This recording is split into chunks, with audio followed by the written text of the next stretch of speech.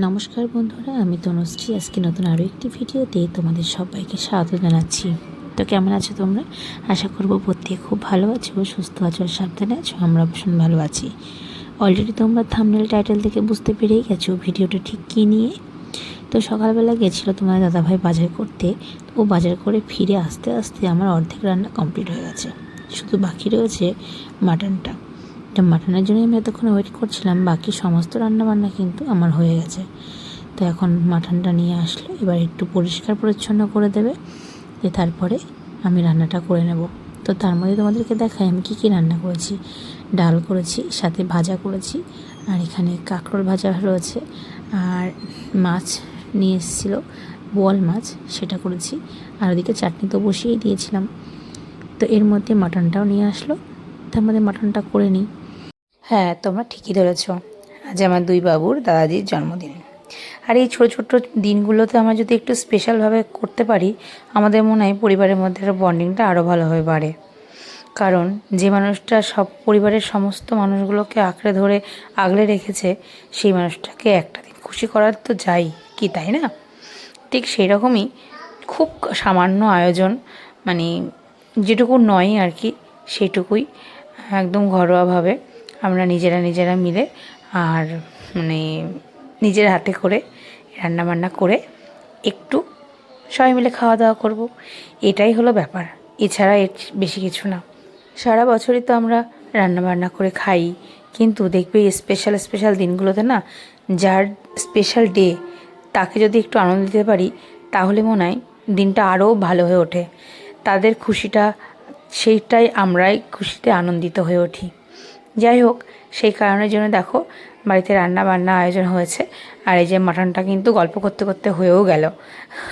তোমাদের সঙ্গে রেসিপিটা শেয়ার করলাম না, তোমরা দেখে বুঝে নাও, অনেকে তো সবাই পারো, আলাদা করে আর কি বলবো। রান্নাবান্না কমপ্লিট করার পরে এখন আমি একটু গোছগাছ করব বলতে, বাড়িতে আমাদের কাছে লেবু হয়েছে দেখলাম, কিন্তু এখনও ছোট ছোট, সেরকম বড় হয়নি। তো লেবু গাছের লেবুই দেখলাম আজকে, ভাবছি কেটে নেব। কারণ একটু রস কম আছে, কিন্তু আরেকটু দিন গেলে, মানে আরেক কয়েকটা দিন গেলে বেশ বড় বড় হয়ে উঠবে।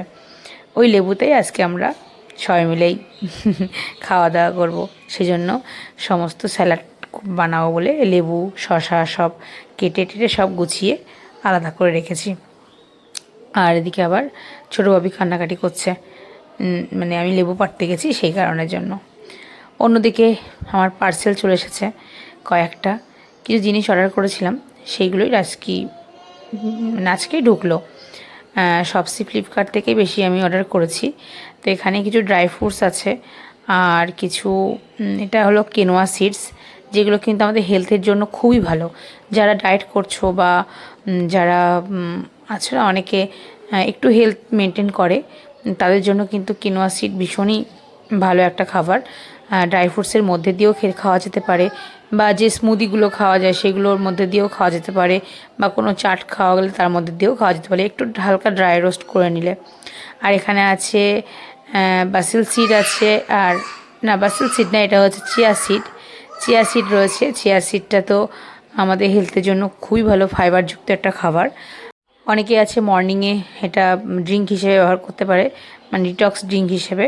আবার কেউ কেউ রাত্রে ডিনারের আগে ড্রিঙ্ক হিসেবে ব্যবহার করতে পারে। যাই হোক, আর আমি একটা সানস্ক্রিন অর্ডার করেছিলাম, প্লিক্সের একটা সানস্ক্রিন, একটু মেকআপ বেস টাইপের। তোমাদের সঙ্গে একদিন শেয়ার করে দেখাবো আমার সানস্ক্রিনটা কেমন লাগবে, মানে মুখে মাখলে ঠিক কেমন লাগে। যাই হোক, সব কাজকর্ম সেরে, পুজো টুজো সেরে এখন চলে এসেছি বাপিকে খাবার দিতে। কারণ দুপুরে যেহেতু খাবে উনি, তো সেই জন্য একটু গোছগাছ করে নিই সমস্ত খাবারগুলোই। 5 রকম ভাজা করেছিলাম, আর তারপর ডাল, মাছের ঝাল, মাংস। আর যা গরম পড়েছে না, ওই জন্য সত্যি কথা বলতে একটু কম কম করেই রান্না করেছি। মানে এইগুলোইতে খেয়ে ওঠা যাবে না, এই এত গরমের মধ্যে একটু রিচ খাবার না খাওয়াই ভালো। কিন্তু তবুও একটু স্পেশাল ডে, ওই যে আগেই বললাম, একটু তো না পালন করলেই নয়, সেই জন্যই। তো এখানে 5 রকম ভাজা আছে, ডাল আছে, সব এখন বাপিকে পরিবেশন করা হবে। বাপি একটু পরেই খেতে চলে আসবে, সেই জন্য আমি আগেই সব রেডি করে গুছিয়ে রাখছি। বাপি আসলে খাবার দিয়ে দেব। তো মোটামুটি রেডি হয়ে গেছে, এখানে বাপি চলেও এসেছে, এখন সবটা আয়োজন করে দিয়েছি। আর ওদিকে ছোটো বাবিকে ঘুম পাড়িয়ে রেখে এসেছি। মানে ব্যাপারটা হচ্ছে কি, ও এই আজকে অনেকক্ষণ থেকেই আমি ওকে জাগিয়ে রেখেছিলাম, ভাবলাম বাপি যখন খাবে তখন ওই মুহূর্তে বাবুকে নিয়ে আসবো, কিন্তু ছোটো বাবি সেই মুহূর্তে ঘুমিয়ে পড়েছে, এত ঘুম পেয়েছিল। আর এখানে ওই যে এখন কেক কাটিংয়ের সময়, সবাই চলে এসেছি, এখন কেক কাটিং হবে। তো এখানে আমার বড়োবাবু তো ভীষণ এক্সাইটেড কেকটা খোলার জন্য। শুধু বড়োবাবু না, ওদিকে ছোটোবাবিও প্রচণ্ড এক্সাইটেড, আগে থেকেই ফ্রিজ থেকে কেক টেক বার করে নিয়ে সে বিশাল কাণ্ড কারখানা। মানে ওরা না কেকটা দেখলেই, এগুলো সাধারণত বাচ্চারা তাই করে, কেক দেখা মানেই ভীষণ একটা স্পেশাল ব্যাপার। তো এই যে দুই ভাই এখন মানে দাদাজির থেকে কেক কাটিং করার জন্য ব্যস্ত ওরা দুজন। যাই হোক, তো এখানে দেওয়া হলো। দেখো ছোটোটা কী করছে, আবার বার্থডে যে হ্যাপি বার্থডে যে ট্যাগটা, ওটা আগে আগে লাগানোর জন্য ব্যস্ত হয়ে পড়েছে। ও কিন্তু জানে যে ওটা লাগাতে হয়। তারপরে স্পার্কেল একটু জ্বালানো হলো। তো এইবার চলো শুরু করা যাক happy birthday celebration.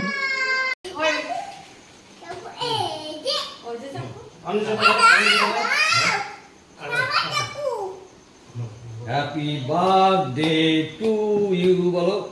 Happy birthday to Happy birthday to you, Jethu. birthday to you. Happy birthday. Bhai, bhai.